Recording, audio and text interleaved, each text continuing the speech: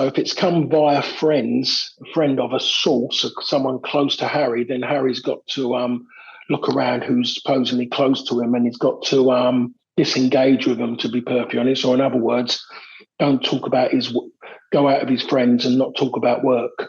That might be the best one. Then he can find out who are really his friends. Because if they've only got conversation football, then they're not really his friends. No, it's not a clever move. It's if something like that comes out, you can go back in and people would laugh and joke and take the mickey out of you. The players will, but back there, they're not going to trust you. You've distanced yourself even further. Definitely with David De Gea, if that's come about. The manager, he will be of the same thinking as well. But if one of his players going out and questioning his teammates, how can he trust him that his players are going to trust him when he plays because how they foresee him now? That was stupidity on his part, and there's a reason why Harry Maguire, if he's playing bad, there's only one reason why, and that's himself. I don't think can bring a goalkeeper into it. David De Gea could throw the same things at him. He might be thinking the same things about him, but he hasn't come out and said anything. So I don't know what gives him the right to do that. I think the most important thing for Harry Maguire to do now is go back to Manchester United. If he's got to explain himself, then I don't know if that's right or wrong, but he's got to get back in. And the next game he plays, or the next when he comes in a sub, go out there and do a good job. I think the most important thing he should do when he comes on a sub is forget about taking the armband and be a player. Stop getting in his head that he's got to take that armband, because that's not going to make a difference on your playing quality. We've seen the playing quality with the armband, so maybe he should try it without the armband and actually come on there as a sub to help the team rather than help himself and take away that thing in his head about being captain. I think that should come from the manager about that, but it seems to be the first thing on his agenda. And again, I'll say it, that Harry's got to stop talking and he's got to let his actions prove his worth. He manages very emotionally, and everything about him, his arms and goes everywhere. Well, you must have seen that one where he throws himself to the floor, didn't he? Yeah, when he's meant to be, Yeah. So he's very much that way. So a lot of it could have taken out of context. I mean, there's been times when I'm playing when managers, you've done something wrong or you've gone in towards it and they come out and they're very with their arms, they're waving their arms, and so it makes it look worse.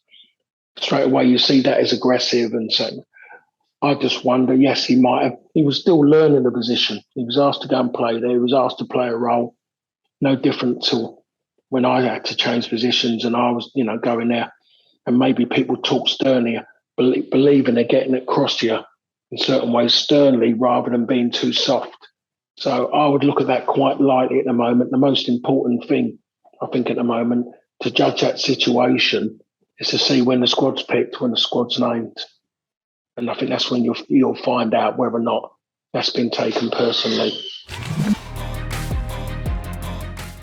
Yeah, I saw him play, I watched him play, and he was a really good player. It's really, really good, and Spurs fans loved him, absolutely loved him. But I personally think that he's looking better at Manchester United, and I think that's because he's actually a key player. He's been treated as a key player because of the way the club is. Spurs was all about Harry Kane. That's all it was. It was about him. And all of a sudden, Manchester United have got a different way of looking what players are. They've had some great centre forwards over the year, but the key players have always been the ones in the engine room, the brains. And that's why his appreciation, I think, is better at Manchester United, especially when he went to United. Everyone was saying he's not going to survive. He's not going to be able to do it. United are poor. He's had his time coming back to the Premier League. He got treated almost, like a leper in a certain way. It isn't going to happen. I think there was a member of the press, a journalist who wrote that, actually put that there, ain't going to happen. But if you got it, you got the talent he's got, and it doesn't matter even if he was to lose another yard as a footballer, he's never going to lose that. And that's the bit that takes you through a game of football, because you can be the quickest player on the pitch, but if you haven't got that, you might as well be in an end of a stick and someone twisting you. So no, Eriksen has been fantastic. It was a brave move for him to make because he knew he was appreciated and respected at Brentford. He knew that he owed them to give him an opportunity as such to come back and play. But he took a gamble to come to Manchester United. He put himself under pressure and he really tested himself. So that's what he should be respected for the fact that he tested himself at the biggest club in the world. And at the moment, he's reaping the rewards of it. That's an end of a season deal. That's not going to happen mid-season. Not in a million years. That would be. It just ain't gonna. That one ain't gonna work. But I think if you look in the summer, I think that's when that one could happen. I think we have to rule out Manchester City because they've gone and got Calvin Phillips now, and maybe that's what they're going to work towards. That one. You might want to look at. You can look at Liverpool as they keep talking about their midfield.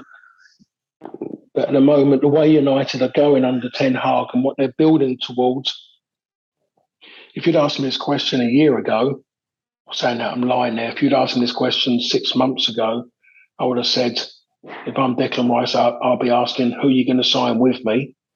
I would say now, if Declan Rice was to go now, I think it'd be a lot better time. And at the end of the season, the way Ten Hag is at the moment, you have to say that's an even better move just by what the club's aiming to go towards.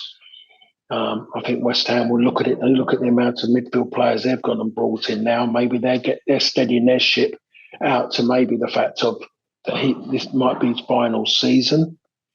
And I think everyone would wish him well, but he'll get wished well if he picks his club right. That's where it will come even more. He's got to go to a club that is going to prosper. He's looking for a club that's going to be successful for him and going to actually improve him as a footballer as well. I don't think it's going to be very, very difficult. Very, very. They always done okay in recent seasons, except for when they got beaten at home by them. It should have been by more goals. But it's going to be difficult just by the fact of the way City keep the ball. United, now they've got Eriksen in there. There's a lot more guile in there. You need Fernandes to be disciplined, not reckless, not emotional. Not like a bomb ready to go off because things ain't going his way. This is where you need Marcus Rashford to box clever when he gets the ball and not just run with it for the sake of running with it. You need players to come out of their shell. You need Sancho to come out of his shell. Defensively, it's going to be a big, big test because of Haaland, and if they try and match Haaland physically, that's where it's wrong. They have to match him, and play with their heads and defend tactically rather than trying to think they're going to you're not going to outmuscle him. He will not fall over easy. Martinez, I should say, can't go physical because he will relish that. He won't bite. He won't do a Nunes and respond. He'll just keep going and going. He is a disciplined machine. The best centre forward in the world by a country mile. So that's one concern because it's a new side of City from what they were last season. The rest of it is that other players have got to stay. It's a big test for Dalot at right back and about his positional strength, and for Malacia again playing against Manchester City when he's not going to be up against anybody all the time. Players are going to be shifting around. This game is very, very important. As far as I'm concerned, Manchester United have to score the first goal. They've got to score that first goal just to rattle them, just to upset them a little bit and go from there and then see how they go from there. But if they sit deep and hope to defend and hit them on the counter, that's where the worry starts. Because if you let City have too much of the ball, Manchester United players will get mentally tired because they keep running. They'll have to keep running and running and running.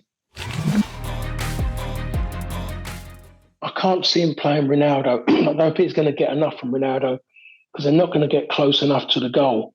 They're not going to get enough opportunity unless he's going to hope on free kicks to knock in the box, which I don't think Ten Hag will. Um, I think the key players are going to be Varane and Martinez and Eriksen, because it's about Eriksen getting the ball and can he find the pass? Can he find one of the wide players in 1-against-1 situations? For me, that's the most important bit.